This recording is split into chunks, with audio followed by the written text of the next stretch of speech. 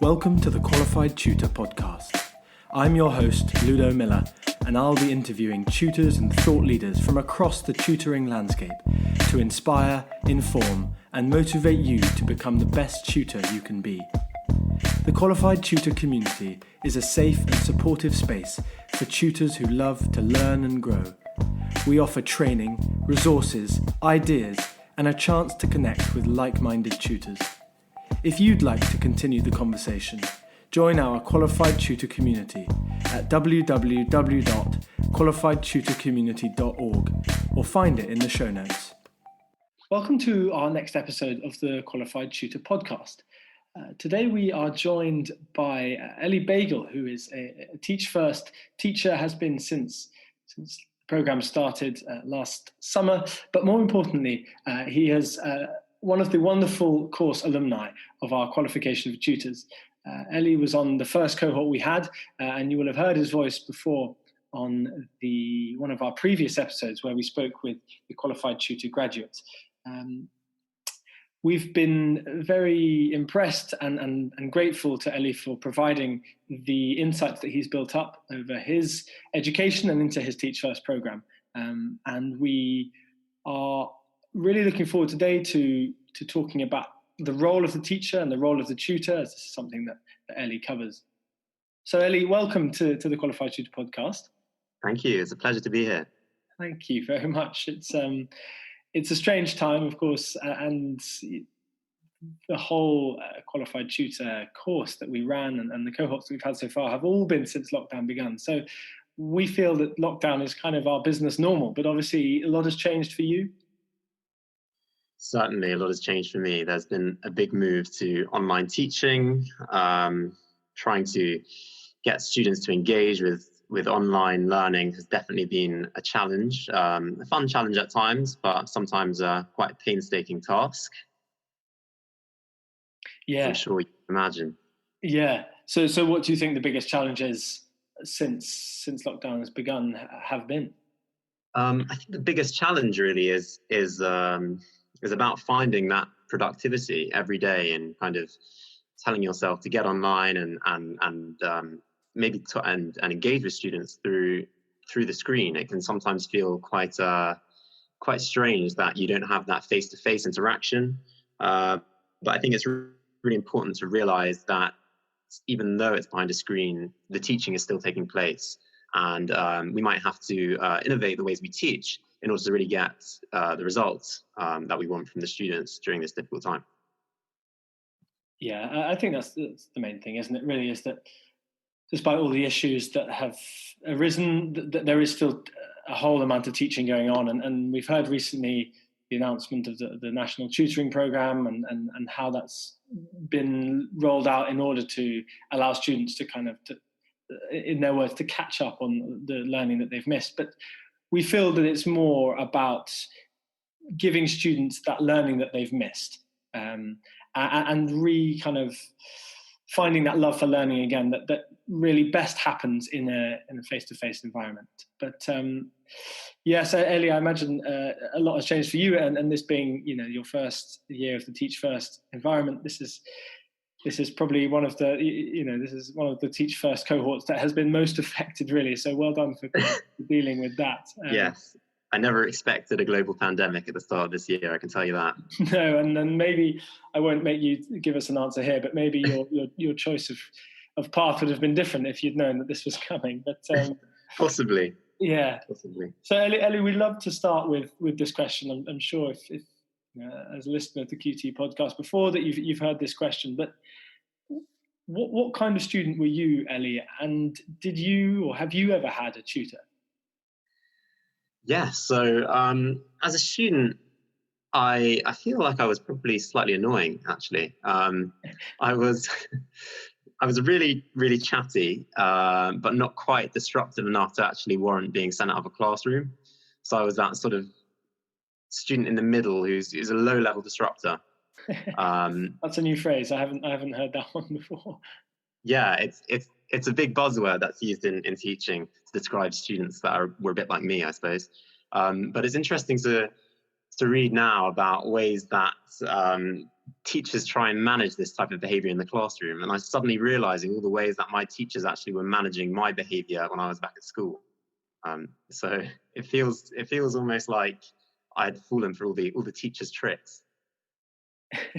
Yeah. So do you think that shapes kind of how your style of teaching, sorry, as a teacher now? Yeah, definitely. I think it really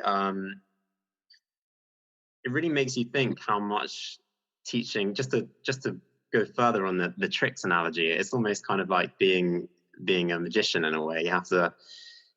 You're not necessarily pulling rabbits outside of hats, but you're constantly having to divert the attention away from disruptive behaviors in order to make sure that learners are always on track, in order for the magic of the classroom to take place. Yeah, well, that really is a good analogy there, isn't it? That you're able to tie those 2 points back together.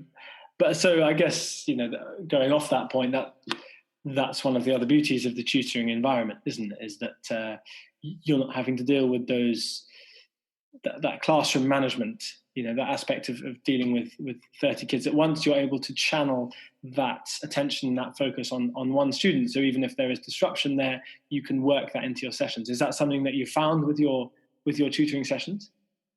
Definitely. I think one-to-one tutoring, really allows a more tailored approach. So there's less time spent thinking about all the ways in which you can divert the attention away from other students, and there's more time actually just spent with that one student and really listening to their needs and really attending to those needs. So there's tons of research that you could read that would all state that actually one-to-one tuition really actually has the most impact in terms of attainment for students. Yeah, I think that's something that we definitely live by, and that's research that has been very widely covered and very widely kind of peer reviewed, and really is such an important factor when thinking about classrooms falling behind and students falling behind and catch up programs.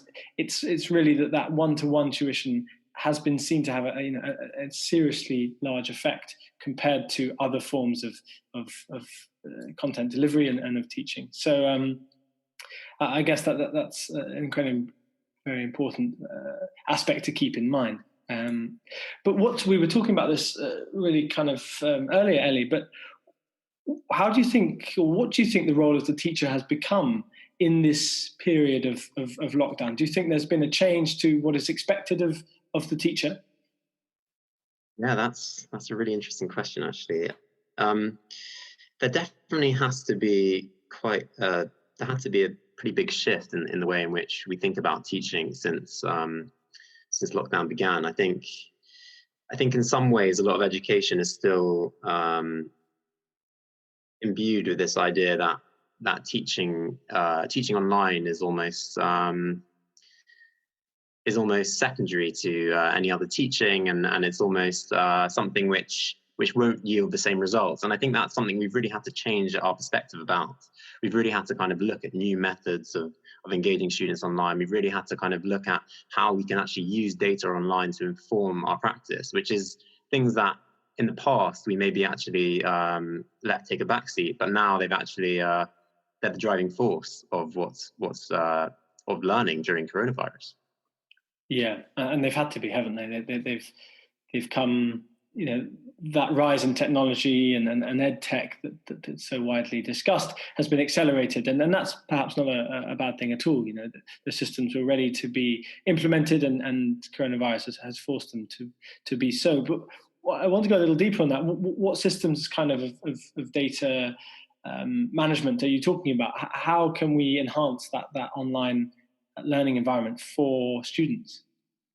Yes, so we mainly use at school Google Classroom, which at first is a system which can appear quite intimidating to, I suppose, people who are quite scared of technology. I think I fall under that bracket, slightly grandpa-y in that respect.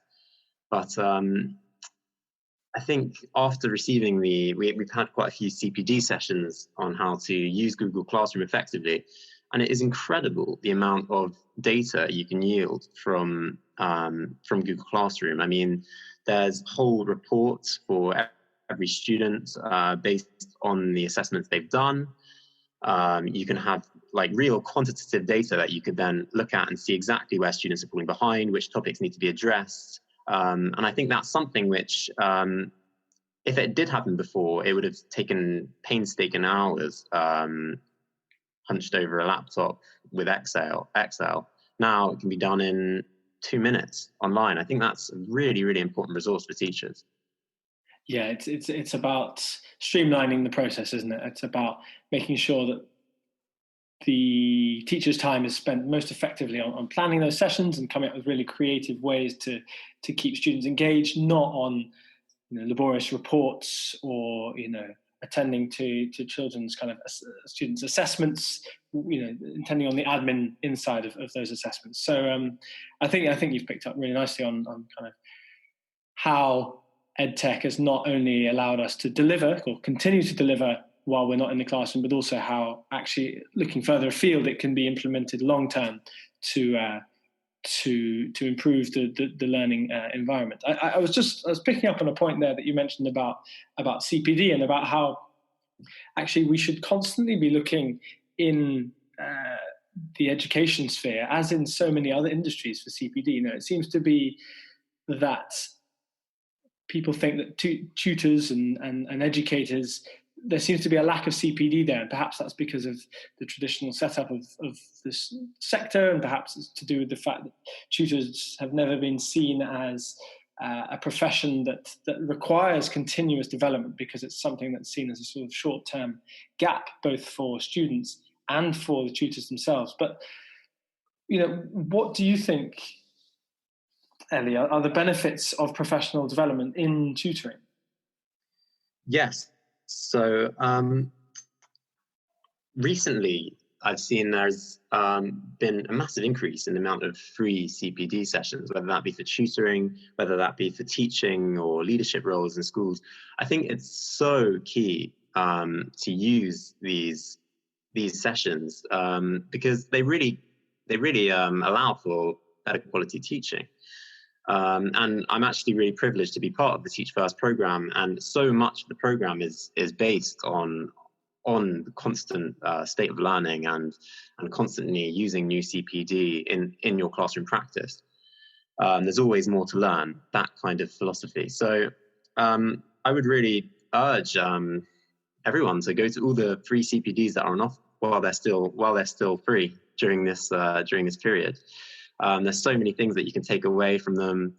And also, I think, even though some of the CPD sessions and some of the professional development do offer quite radical techniques, new ideas that you might not have thought of, that doesn't necessarily mean you have to constantly reinvent the wheel and reinvent the way you're teaching with a totally new technique or something you've learned in that last session you went to. But you can use those opportunities to kind of pick out techniques which work for you, work out, do they fit with my teaching persona? And if not, then that's fine. Find a different one. And if they do fit, then definitely use it in your classroom practice. Yeah, and make sure that you are constantly evolving, so that if the new tactic or the new technique that you've learned, if it is something that is, that you pick up as a really useful tool for a particular session, and then you use it in a session and it doesn't quite work, then don't keep plugging away with that. Make sure that you're kind of make yourself an agile and you make yourself a flexible educator.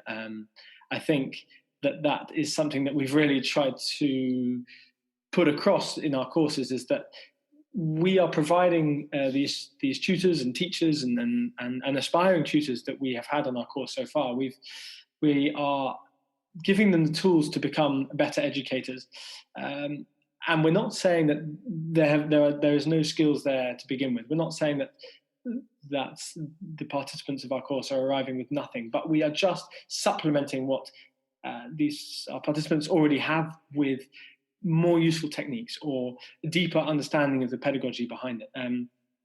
And Ellie, what you've brought so fantastically to the course is a real understanding of that already. So you've allowed, you have given us another avenue through which our participants learn, because they are able to learn from other participants in the course. And I think that's been a really positive aspect of these courses, is that peer-to-peer support. So have you been able to kind of implement any of the tools or techniques that you've learned over the course of the 4 weeks into your own tutoring, or is there something that you feel that you've transferred across from one to the other?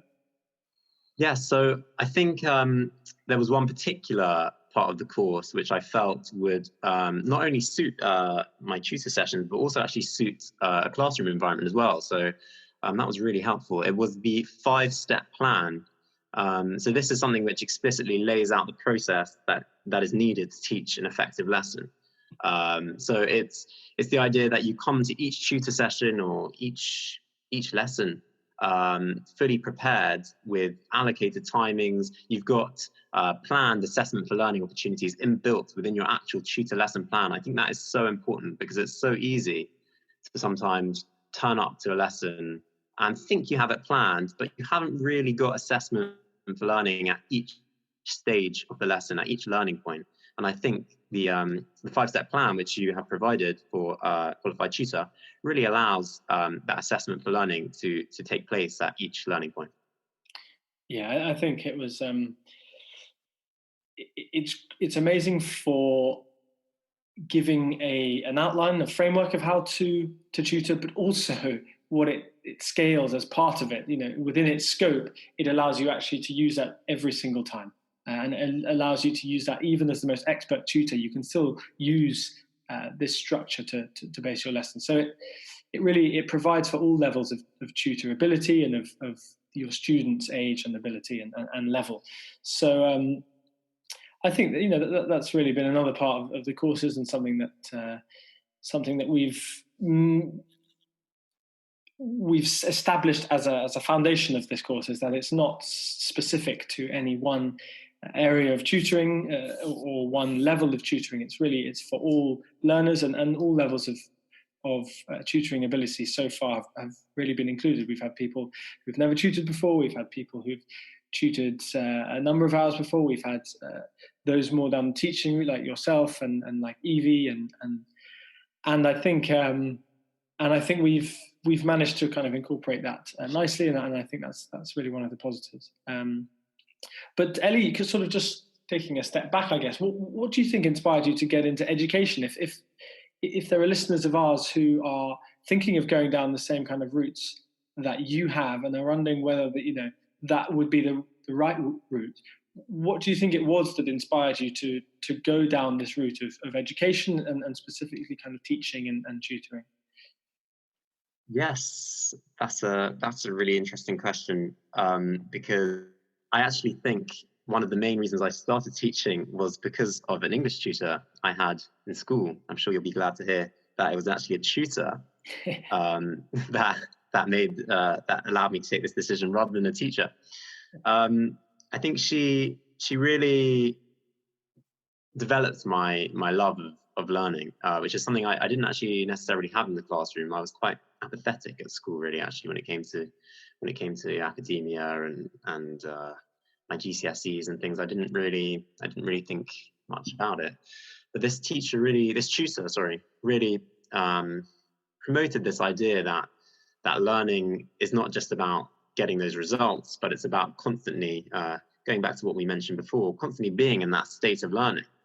And I think that's something which not only as a student I try to encompass, but I also as a teacher I think it's essential. So that was one of the reasons I chose to become a teacher. The other was I was in university when I came across some quite frankly shocking statistics regarding education inequality in the UK, and I was quite surprised to see that such a developed country still has huge issues in terms of its educational gap, and it's sadly growing because of the COVID pandemic. And I felt that I really wanted to get involved in some way in order to provide classroom experience for other students that my teachers were able to provide for me. So I think Teach First really spoke to me on that level, in that its whole mission statement is about tackling the education inequality in the UK. And today its mission statement is extremely important, in that the educational inequality gap has actually been exacerbated also because of the new digital divide. So the idea that students may not have access to the laptops or to the internet in order to complete the digital lessons. So I thought I could just provide you with a pretty shocking statistic that the Education Endowment Foundation found that between 2011 and 2019, the attainment gap in primary schools had actually narrowed. So that was a good progress. However, recently, due to COVID-19, the gap could potentially increase from 19% to 75%. When I saw that statistic, I was just kind of speechless. So I think it is so important to get good quality teachers working in schools to really try and narrow that gap. Yeah, well, that's certainly a very sort of shocking statistic, and one that proves that really there is so much work to do. And then, I guess it's not all bad. There's a lot of very good work being done, and although there may be concerns about how the national tutoring program is going to be implemented and how tutors themselves can actually take part in it and actually help and assist with those students who are attempting to, as they say, catch up. It is a very positive step, and it shows that at least there are big players in this field who have been working for years to make this happen, and that's finally coming to fruition.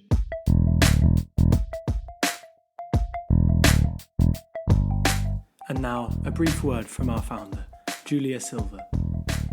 If you'd like to hear more about the ideas we touch on here, or gain the tools to take your own tutoring to the next level, the qualification for tutors could be for you. This live online seminar is facilitated by industry experts who, over 4 Zoom workshops, will cover the foundations of teaching and learning and how it relates to you as a tutor. The workshops are full of rich discussions where you'll learn alongside other tutors and connect on a professional level. We will teach you how to be the kind of tutor every child remembers. Visit our community space at qualifiedtutorcommunity.org and sign up now for our transformative course. We'll see you there. Just to finish, Eli, I'd love to unpick your brain just one final time on what do you think are the top 3 tips for tutors in this time at the moment? So considering kind of all the factors of tutoring in this period and heading into this strange summer that we'll be having. Yes, before I approach that question, I would love to actually just go back for a second and just to mention, I think the qualified tutor program really will allow those university students that might not have ever actually considered tutoring in the first place to feel confident to take on that role. I know for me, if I hadn't been given the confidence to teach by Teach First, I would not necessarily have considered a career in teaching. So to be able to kind of be taught the ropes before going in to tutor, I think that will encourage definitely new tutors to get involved with tutoring at this time when tutoring is so crucial. So my top 3 tips for educators. My first would be to celebrate the positives. So there's going to be a lot of negativity around, as we've probably discussed a fair bit in this podcast. But I think there's also, as you said as well, a lot of opportunities in this time. So it's all about, I suppose, the well-being of the student and also the tutors or teachers. And it's kind of that mentality to stop blaming ourselves for events that really just are outside our control. I think sometimes it's easy to kind of beat ourselves up about students that are losing out because of this crisis, and everything can suddenly become quite daunting. Like just hearing the word unprecedented that's been like hurled into our everyday vocabulary, and just the concept that this challenge has never really faced educators before. It's such a overwhelming thought. However, I think it's really important to move away from all that doom and gloom sometimes, and to look at the small wins of these situations. So for me, I think a small win is a student that possibly hadn't sent in work for weeks, possibly because they didn't have access to a laptop. And this happened recently, actually. I received a message from a student saying, "I'm really sorry, sir. I just didn't have the access to the laptop. I've just got it." And they've just sent me streams of work. And I think that's something really, really positive for me. I had a boy recently who I've taught for a while. Whenever he's come into the classroom, he would write the date and the title and then put his pen down for the rest of the 50 minutes. And every single lesson, it was the same. And last week, even though he's been in lockdown for however long, he decided to write a paragraph. I mean, it sounds like a small thing, but for me, I was shocked. I was thinking, this is the first time he's wrote a paragraph, and this is during a global pandemic. So imagine we can write not during a global pandemic. So there's just so many of these small wins that I think can be celebrated, and I think it doesn't always have to feel like we're Sisyphus rolling a boulder up a hill. I think sometimes we can see the positive in a situation and see these as opportunities. My second tip would be to make use of online resources as much as possible. I think that's something we mentioned before.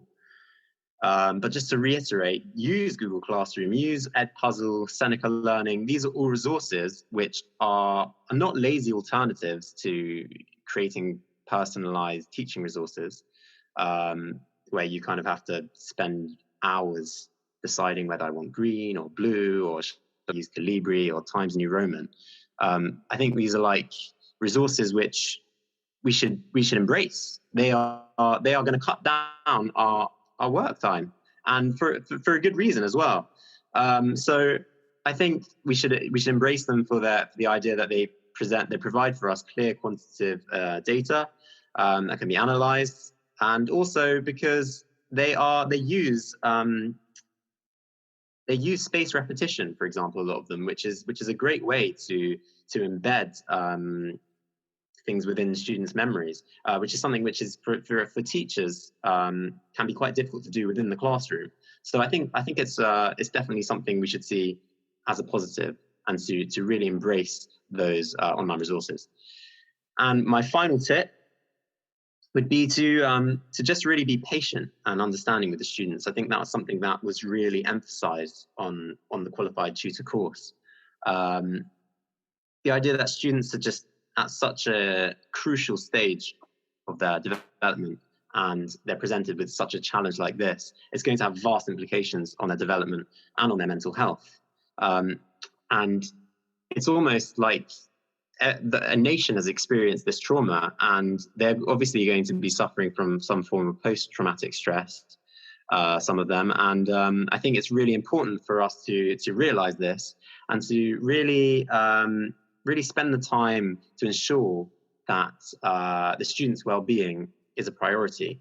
Because in my opinion, I think student well-being is a really important prerequisite to student learning. And I think without the well-being, the learning can't really take place. And I think that was something that was really, really emphasized on the qualified tutor course. And I think that was such an important message to take home. So thank you. Well, thank you for effectively selling our course just there, Ellie. That was beautifully tied into those top three tips. Was a comparison and an appreciation kind of what we cover, and of the values that we hold true for education. And it's clear that you share those same values, and you share that same ethos of teaching. So I think there's really so much in there for teachers, for tutors, for those involved in the education industry, but not in either of those two categories, as well as a real kind of assessment on how tutors can navigate the current climate and how they can utilize edtech and online learning as best they can. So there's really calling on the work that you've done in the past year, but also our understanding really of the current situation, and in the positions that we are in, we are well placed to comment on the effects that has on students and on educators. So thank you very, very much for joining us, Eli. It's thank you for having me, Ludo. Yeah, it's always great to chat. Yeah, it is brilliant to have met you on this course, Eli, and I really think that there is a lot that we can learn from each other as educators, but also as learners. So there's constantly been sharing readings and articles, and long may that continue, both between us, but also kind of on our qualified tutor community space that we have recently launched that will allow that continuous conversation to happen post workshop, but also in and around the sessions that we deliver. So I hope those listening have enjoyed kind of the discussion we've had there. Stay tuned for much more of the same. We'll be speaking to as many of the course alumni as we can, because it's amazing to hear their voice and amazing to hear where our participants have come from in order to inspire others further. So hopefully we will have the rest of the Teach First programme on the course before long, or perhaps that's a touch ambitious. But thank you very much, Eli, and we will speak again very soon.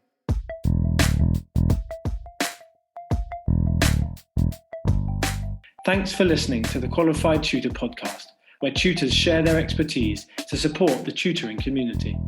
If you'd like to continue the conversation, join our Qualified Tutor community at www.qualifiedtutorcommunity.org, or find it in the show notes below.